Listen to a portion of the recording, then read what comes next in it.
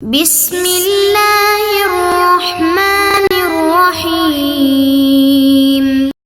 بسم اللہ الرحمن الرحیم والصلاة والسلام علی اشرف الانبیاء والمرسلین اما بعد۔ آج کے سبق کی عبارت پڑھ کے اس کا بھی ترجمہ کر لیتے ہیں۔ پہلے بھی یہ عرض کیا تھا کہ غلاموں سے متعلقہ مسائل کی تفصیلات وغیرہ نہیں پڑھیں گے بلکہ صرف ترجمے پر ہی اکتفا کریں گے۔ تو آج کا سبق بھی شروع کرتے ہیں۔ وَلَوْ حُجِرَ، اگر غلام کو محجور قرار دے دیا جاتا ہے، فَأَقَرَّ أَنَّ مَا مَعَهُ أَمَانَةٌ أَوْ غَصْبٌ، اور پھر وہ اقرار کرتا ہے کہ اس کے پاس جو کچھ بھی ہے یہ امانت ہے یا غصب کا مال ہے، او اقر بدین علیہ، یا پھر کسی قرض کا وہ اقرار کرتا ہے کہ اس پر کسی کا قرض ہے، صحا، تو یہ تمام تر اقرار اس کے درست ہوں گے۔ هذا عند ابی حنیفہ رحمہ اللہ، یہ امام ابو حنیفہ رحمہ اللہ کے نزدیک ہے۔ وقال، صاحبان فرماتے ہیں، لا یصح، اس کے یہ اقرار درست نہیں ہے، لأن مصحح الاقرار الاذن وقد زال، اس لیے کہ اس کے اقرار کو درست کرنے والی جو چیز تھی وہ اجازت تھی، اس کا معزون ہونا تھا، اور وہ یہاں پر زائل ہو چکی، یعنی اب وہ معزون غلام نہیں ہے تو یہ اقرار بھی درست نہیں ہوں گے۔ وَلَهُ، اور امام صاحب کی دلیل یہ ہے کہ ان المصحح الید، کہ قبضہ دراصل وہ اقرار کو درست کرنے والا تھا، وہی باقیۃ، اور وہ ابھی تک باقی ہے کہ امانت، غصب وغیرہ ابھی تک اس کے قبضہ میں ہے۔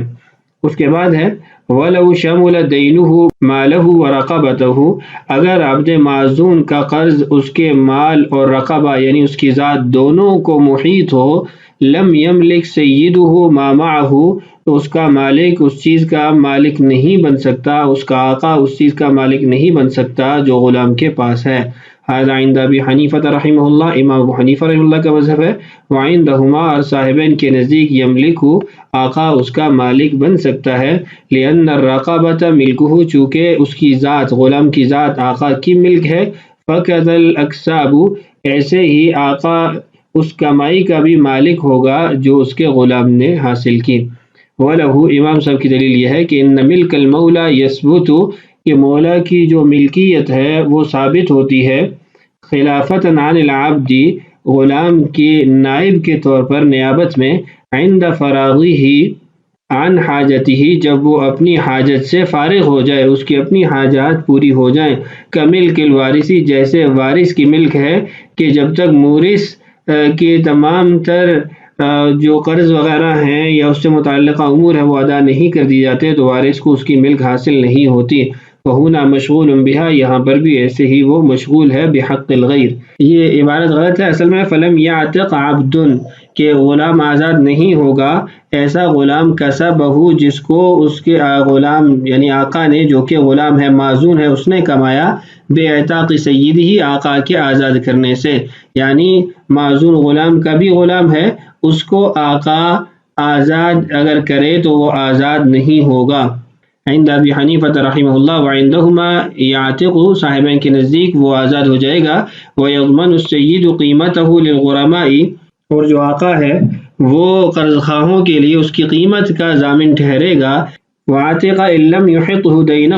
اور وہ آزاد ہو جائے گا اگر اس کا قرض اس کو محیط نہ ہو، ای برقبتہ وکسبہ، اس کی کمائی اور اس کی جو ذات ہے اس کو شامل نہ ہو، اس کو محیط نہ ہو۔ یہ بھی غلط ہے، یہ تشدید یہاں پر نہیں ہے، اصل میں ان لم یحطہ۔ اچھا، اس کے بعد ہے وَيَبِيعُ مِن سَيِّدِهِ بِمِثْلِ الْقِيمَةِ لَا بِأَقَلَّ، اور غلام اپنے آقا سے بیچ سکتا ہے کسی چیز کو قیمت مثلی کے ساتھ، نہ کہ کم قیمت میں۔ وَسَيِّدُهُ مِنْهُ، اور ایسے ہی آقا اپنے معزون غلام کو بھی بیچ سکتا ہے، بِمِثْلِهَا، برابر قیمت میں، او بِأَقَلَّ، یا پھر کم قیمت میں بھی بیچ سکتا ہے۔ يجوز بيع المعزون الذي يشمل دينه ماله ورقبته من سيده، کہ ایسا معزون غلام جس کا اس قدر قرضہ ہے کہ اس کی ذات اور اس کی کمائی سب کو وہ محیط ہے، تو اگر وہ اپنے آقا کو کچھ بیچنا چاہتا ہے تو اس کو بیچ سکتا ہے۔ وَإِنَّمَا يَجُوزُ، اس لیے جائز ہے، لِأَنَّ سَيِّدَهُ أَجْنَبِيٌّ مِّن مَالِهِ، کہ اب اس کا آقا اس کے مال کے اعتبار سے اجنبی ہے، اجنبی شخص کی مانند ہے، اذا كان علیہ دین محیط، جب اس پر اتنا قرض ہے جو اس کو محیط ہے۔ وعندہما، اور صاحبین کا مذہب یہ ہے ان باع باقل من قیمته یجوز البیع، اگر وہ اس کی قیمت سے کم میں بھی اس کو بیچ دیتا ہے تو بیع جائز ہو جائے گی، لیکن ویخیر المولا، آقا کو یہ اختیار دیا جائے گا بین ازالت المحابات، کہ وہ جو کمی اس نے کی ہے اس کو ختم کر دے، یعنی مکمل قیمت ادا کرے، یا پھر ونقض البیع، بیع کو ختم کر دے، لأن الضرر عن الغرماء يندفع بذلك، اس لیے کہ جو قرض خواہ ہیں ان سے نقصان یا جو ضرر ہے وہ اس عمل سے دور ہو جائے گا، محابات یا پھر نقض بیع سے۔ وإنما لم يجوز ابو حنیفہ رحمہ اللہ، امام ابو حنیفہ رحمہ اللہ نے اس لیے جائز نہیں قرار دیا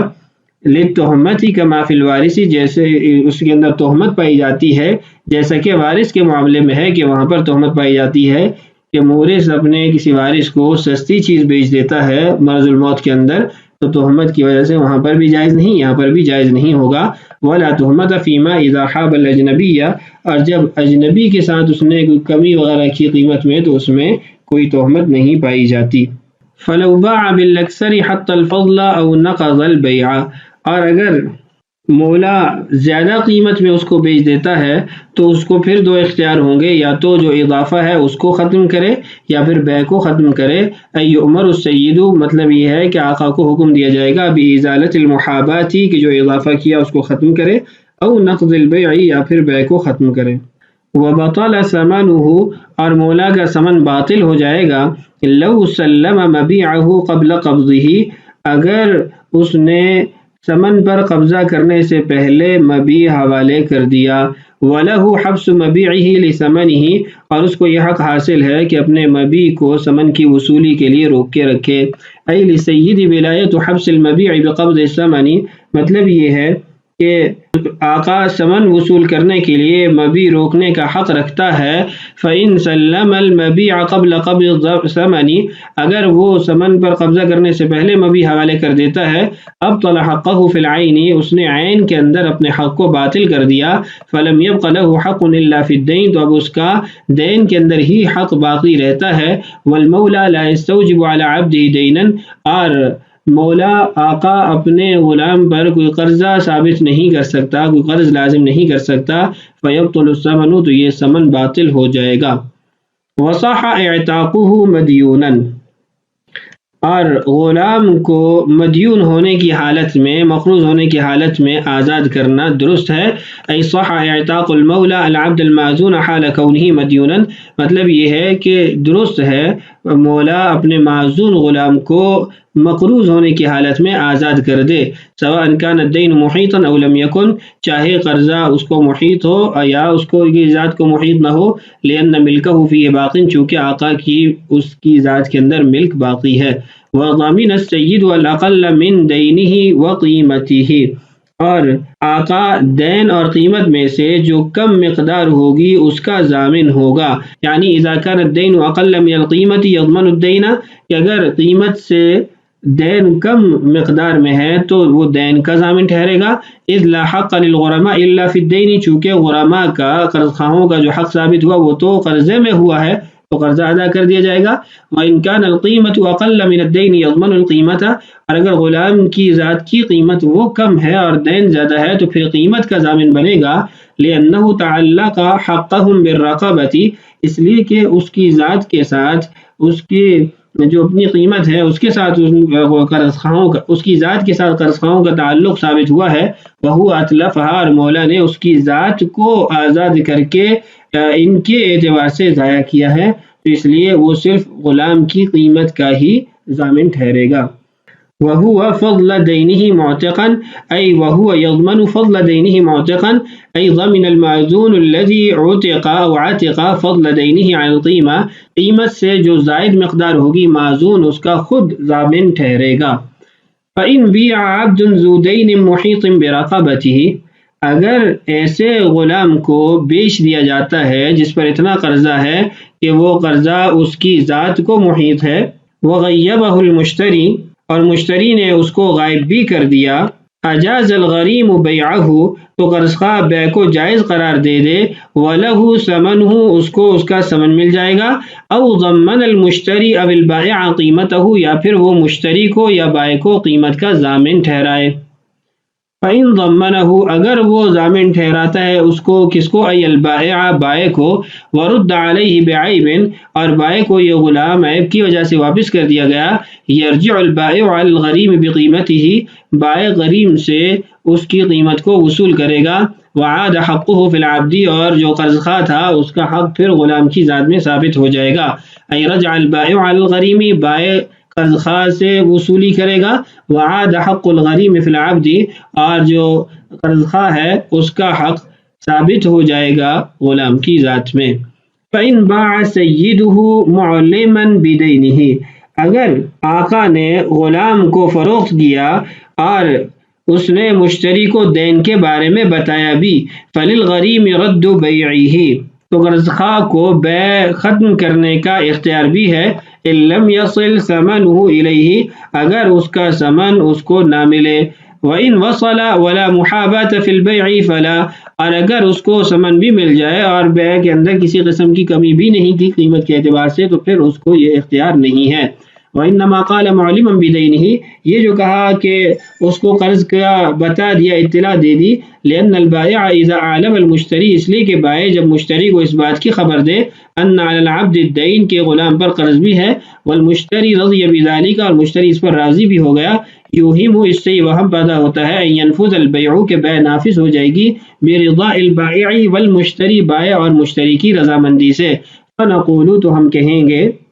ان مع هذا يكون للغلماء ولاية رد البيع اذا لم يصل الثمن اليهم اس کے باوجود بھی قرض خواہوں کو یہ حق حاصل ہے کہ وہ بیع کو ختم کر دے اگر ان کو قیمت وصول نہیں ہوئی، وان وصل اگر ان کو قیمت وصول ہوگی، فان لم يكن في البيع محاباة فلا اور بیع کے اندر کسی قسم کی ثمن میں کمی بھی نہیں ہے تو پھر ان کو یہ حق نہیں رہے گا، وان كانت اور اگر اس کے اندر کوئی محابات ہے، کمی ہے قیمت کے اعتبار سے، فإما أن ترفع المحابات یا تو محابات کو ختم کر دیا جائے، او ينقض البيع یا بیع کو ختم کر دیا جائے۔ ولا يخاصم المشتری منکرا دینه ان غاب بائعه اور مشتری جب غلام پر قرض ہونے کا منکر ہو تو اس سے مخاصمت نہیں کی جائے گی اس وقت جب بائع غائب ہو، اذا كان البائع غائبا بائع غائب ہے، والمشتری منکرا للدین اور مشتری انکار کر رہا ہے قرض کا، فالدائن لا يخاصمه عند ابی حنیفہ ومحمد رحمہم اللہ تو جو قرض خواہ ہے وہ امام ابو حنیفہ اور امام محمد رحمہ اللہ کے نزدیک اس مشتری سے مخاصمت نہیں کر سکتا، لأنه ليس خصما له چونکہ یہ اس کا خصم نہیں ہے، اس کا مد مقابل نہیں ہے، وعند ابی یوسف رحمہ اللہ اور امام یوسف رحمہ اللہ کے نزدیک ہوا خصمہ یہ اس کا مد مقابل ہے، ویقضی للغریم بدینہ اور وہ قرض خواہ کے لیے اس کا قرض ادا کرے گا، لأنه يدعي الملك لنفسه چونکہ وہ اپنی ذات کے لیے غلام کی ملکیت کا دعویٰ کر رہا ہے، فيكون خصما لكل من ينازعه تو وہ ہر اس شخص کے لیے مد مقابل بنے گا، فریق مخالف بنے گا جو اس کے ساتھ اس معاملے میں منازعت کرے گا۔ وَلَهُمَا طرفین فرماتے ہیں ان الدعوی یتضمن فسخ العقد کے دعویٰ فسخ عقد کے ختم ہونے کو مشتمل ہے، وفی الفسخ قضاء علی الغائب اور اگر فسخ کیا جائے گا معاملے کو تو اس سے قضاء علی الغائب یعنی ایسے آدمی کے خلاف فیصلہ صادر کیا جائے گا جو موجود نہیں ہے اور یہ درست نہیں۔ وَلَوْ اشْتَرَى عَبْدٌ وَبَاعَهُ یہ عبد ہے، عبد نہیں ہے، اگر غلام خرید و فروخت کرتا ہے ساکتاً عن اذنہ وحجرہ اپنی ذات کی طرف سے یہ بیان کیے بغیر کہ وہ معزون ہے یا محجور ہے، فہو معزون تو اس کو معزون ہی شمار کیا جائے گا۔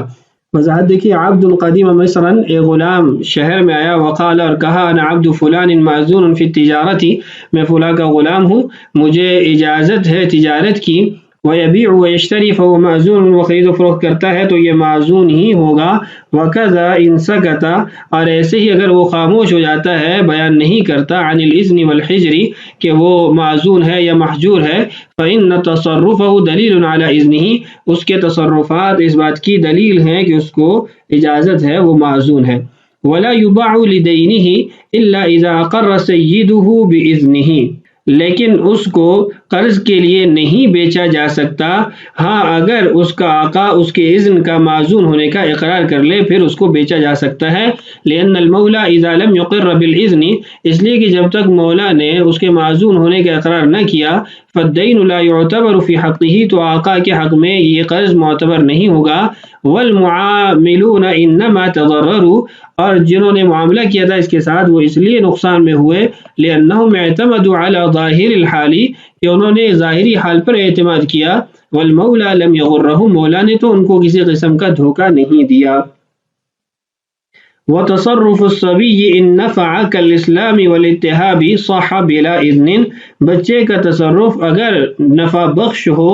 جیسے اسلام قبول کرنا یا ہدیہ قبول کرنا تو یہ درست ہے بغیر اس کے سرپرستی ولی کی اجازت کے بھی۔ وَإِن ضَرَّ كَالطَّلَاقِ وَالْعِتَاقِ لَا وَإِنْ أَذِنَ بِهِ، اگر اس کو نقصان دینے والا امر ہو، کام ہو جیسے طلاق اور اعتاق ہے، تو پھر وہ درست نہیں ہوگا یہ کام اگرچہ سرپرست اس کی اجازت ہی کیوں نہ دے دے۔ وما نفع وضر، اور جس میں نفع اور نقصان دونوں کا احتمال ہو، کالبیع والشراء، جیسے خرید و فروخت کے معاملات، علق باذن ولیہ، تو یہ اس کے سرپرست کی اجازت پر معلق ہوگا، اس پر منحصر ہوگا۔ سابقہ جو ہمارا باب تھا اس کے اندر تو ہم مطلقاً بچے کے متعلق ہی پڑھ چکے ہیں، یہاں معزون جو بچہ ہے، غلام ہے اور معزون ہے، اس سے متعلق بات۔ اکتفاء بالاہلیۃ القاصرۃ فی النافع، نفع کے معاملات میں اس کی جو ناقص اہلیت ہے اسی پر اکتفا کر لیا گیا۔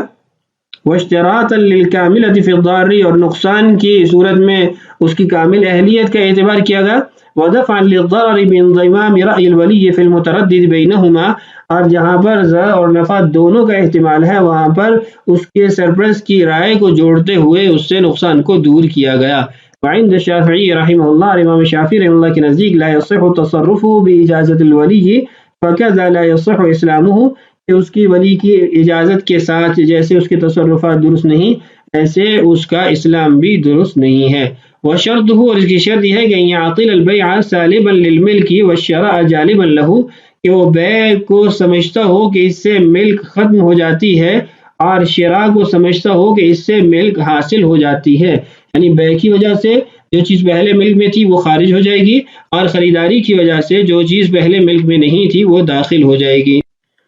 وَوَلِيُّهُ أَبُوهُ، اس کا سرپرست ولی اس کا والد ہوگا، ثم وصیہ، پھر والد کا وصی، ثم جدہ، پھر اس کا دادا، ثم وصیہ، پھر دادا کا وصی، ثم القاضی، پھر قاضی، او وصیہ، یا قاضی کا وصی۔ انما قال ثم وصیہ فی الاولین وقال او وصیہ فی الاخیر، پہلی جو دو صورتیں ہیں باپ اور دادا کی، اس میں ثم کے ساتھ یعنی عطف کے ساتھ کلمات لائے گئے ہیں کہ اگر وہ نہیں تو پھر وصی یا اس نے وصی کو طے کیا تو اس کے ہوتے ہوئے وصی وہ عمل نہیں کر سکتا، جبکہ آخر میں دیکھیں او کے ساتھ یہاں پر بات کی گئی ہے کہ قاضی یا پھر اس کا وصی۔ تو فرماتے ہیں اس کی وجہ یہ ہے کہ لأن وصی الابی من استخلفه بعد موتہ فی التصرف فی مال ولدہ، وجہ یہ ہے کہ باپ کا وصی وہ ہوتا ہے جو باپ کے مرنے کے بعد نائب ہوتا ہے، وہ بطور نیابت عمل کرتا ہے اس کے بچے کے مال میں، یعنی تصرف وغیرہ کا اس کو حق حاصل ہوتا ہے۔ وَأَمَّا الَّذِي أَذِنَ لَهُ فِي التَّصَرُّفِ حَالَ حَيَاتِهِ، جس کو والد نے اپنی زندگی کے اندر ہی بچے کے مال میں تصرف کا حق دیا، اجازت دی، فَوَكِيلٌ، تو وہ باپ کا وکیل ہوتا ہے، لا وصی، اس کو وصی نہیں کہا جاتا۔ وَكَذَا فِي الْجَدِّ، اور یہی دادا کے مسئلے میں ہے کہ وہاں پر بھی یہی صورتحال ہے۔ وَأَمَّا وَصِيُّ الْقَاضِي، جہاں تک قاضی کے وصی کی بات ہے، فَهُوَ الَّذِي أَمَرَهُ بِالتَّصَرُّفِ فِي مَالِ الْيَتِيمِ، تو اس سے وہ شخص مراد ہے جس کو قاضی نے یتیم کے مال میں تصرف کا حکم دیا۔ فَهُوَ يَتَصَرَّفُ فِي حَالِ حَيَاةِ الْقَاضِي، وہ قاضی کی زندگی میں بھی اس میں تصرف کر سکتا ہے۔ وَإِنَّمَا سُمِّيَ وَصِيًّا، اور اس کو قاضی کا وصی اس لیے کہا گیا، مع أن الإيصاء هو الاستخلاف،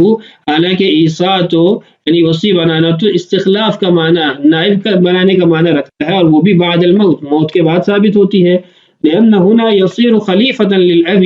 چونکہ یہاں پر وہ اس کے باپ کے خلیفہ کی طرح ہوگا، کأن الأب جعلہ وصیا، جیسا کہ باپ نے خود اس کو وصی بنایا، یعنی قاضی کے وصی کو باپ نے وصی بنایا ہے۔ فإن فعل القاضی یصیر کفعلی، چونکہ قاضی کا فعل اس کے باپ کے فعل کی طرح ہوگا۔ فمعنى الکلامی، تو خلاصہ کلام یہ ہے کہ ان ولیہ ابوہ، اس کا باپ اس کا ولی بنے گا، ثم وصیہ بعد موتہ، باپ کے مرنے کے بعد اس کا وصی اس کا ولی بنے گا، ثم الجد، پھر دادا، ان لم یکن الاب ولا وصیہ، جب باپ بھی نہ ہو باپ کا وصی بھی نہ ہو، ثم وصیہ بعد موتہ، پھر دادا کا وصی اس کے مرنے کے بعد، ثم القاضی، پھر قاضی کا نمبر آئے گا، او وصیہ، یا پھر قاضی کا وصی وہ عمل کر سکتا ہے۔ ایہما تصرف صح، دونوں میں سے جس نے بھی تصرف کیا اس کا تصرف درست ہوگا۔ ولو اقر بما معه من کسبه او ارثه صح،